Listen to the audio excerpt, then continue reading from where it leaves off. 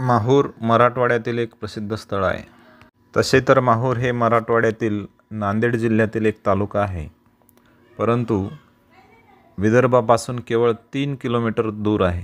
वाशिमवरून माहूरला जाताना निसर्गरम्य असा जंगलाचा रस्ता आहे. पेनगंगेने मराठवाडा आणि विदर्भाला वेगळे केले आहे.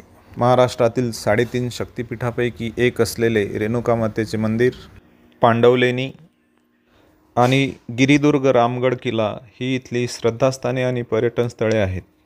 इथे भेट देणाऱ्यांमध्ये भाविक अधिक असल्याने ते बहुतेक दत्तशिखर, अनुसया माता आणि रेणुका माता यांच्या मंदिरांना भेट देऊन परततात.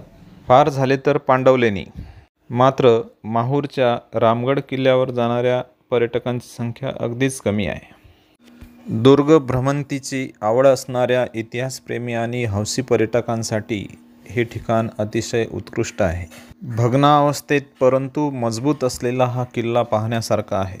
या गडाची अतिशय विस्तीर्ण आणि मजबूत तटबंदी, गडावरून रेणुकामातेचे मंदिर आणि माहूर शहराचे विहंगम दृश्य पाहायला मिळते. गडावरून फिरत असताना आपल्याला एखाद्या जंगलातून चालल्याचा भास होतो, इतकी विस्तीर्ण झाडी इथे आहे.